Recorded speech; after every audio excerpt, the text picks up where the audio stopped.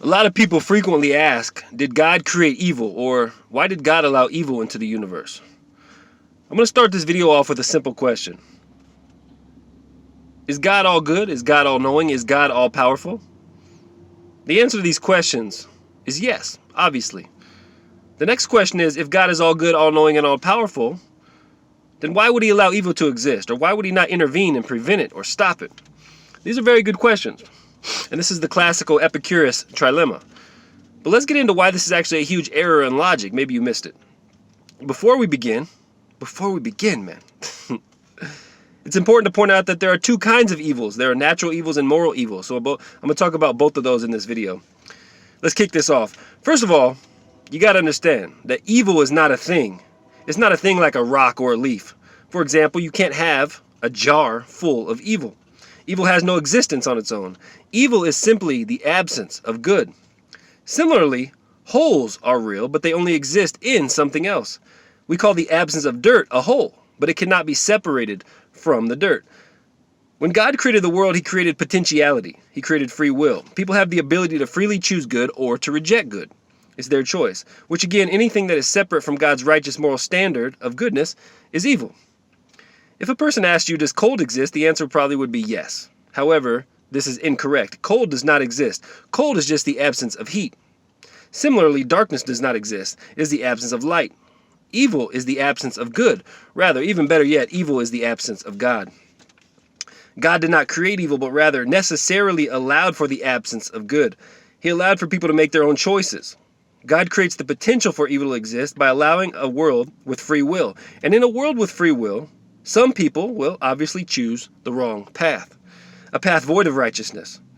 The true God of the universe has no evil in him at all. He is all good and all righteous. Righteousness exists as part of his nature and as part of his being. It's the same way objective morality does. So when someone deviates from this standard, it can be said that they are doing evil. Now, thought experiment. Imagine that you were the head coach of the New York Giants and that you were all-knowing. So you knew ahead of time that one of your players would fumble the ball away at a critical moment in the Super Bowl and lose you the game. Should you keep that player out of the game, or should you still allow him to play? The answer is, if you're righteous, just, and fair, you still have to put him in. It would be cheating to take him out of the game based on your foreknowledge, and you would have ruined the fairness of the game. And it no longer would be an even contest because you altered the outcome.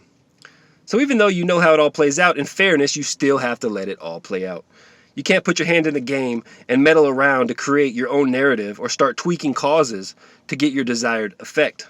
You have to allow that player to go in the game and make whatever mistake he is or isn't going to make. The same way God created a universe with free will. And then he couldn't start preventing free will all of a sudden by doing something like stopping all the babies in the womb from being born, whom he knew later would grow up and become murderers or liars or rapists, etc. Just because you're going to fumble away your righteousness doesn't mean that God is going to come in and alter the game. So again, God did not create evil or put evil into the world, but he does allow for people to freely choose to deviate from righteousness on their own accord. And that is what we call evil. Also, if God prevented murderers, liars, and rapists from coming into the world, he also would have to prevent all the thieves, sexual deviants, pedophiles, etc., etc., etc. He would have had to prevent all the bad people from coming in. But then the universe is no longer free, and essentially what you've done is eliminated free will altogether. The only people left on the planet would be those who can choose good. If God had not allowed for the possibility of evil to exist, mankind would be serving God out of obligation, not choice. He did not want robots. You can't reward your children if you program them to only do good. You'd only be able to reward yourself for being the creator of that program. So at the end of the day, God gives people a choice to be good or to stray from good. People have the choice to choose their own path. But that does not mean, once again, that does not mean that God put evil into the world. Nah, evil is not a thing. Evil is the absence of good. Now, let's talk about natural evils for a minute. Natural evils, things like cancer, tornadoes, earthquakes, floods. The first question is, can you prove that these things are actually, truly, objectively, inherently evil? I don't think you can. Let's assume for a moment that in our limited, finite human brains that we don't actually know what is ideal. We don't actually know what is ideal for us. Out of all the possible knowledge in the universe, you and I combined probably know less than 1%. So could the other 99% that we don't know actually invalidate the 1% that we think we do know? Of course, obviously. Maybe, just maybe, the perfect ant farm with no adversity isn't actually perfect at all. Maybe perfection includes adversity to a level, percentage, or degree which is unknown to us and can only be understood by our Creator.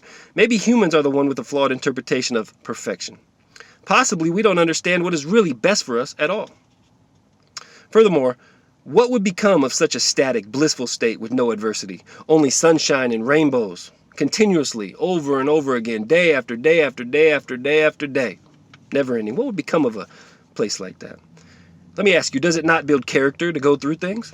Does it not build character to overcome hardships? Does it not bring us closer together in humanity? Does it not make humans more robust, deeper thinkers, and more morally acute? Of course it does.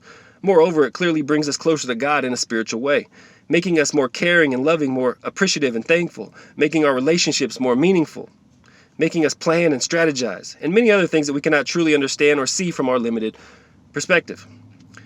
What does it do? Let me ask you this. What does it do to a man to know that his days are numbered?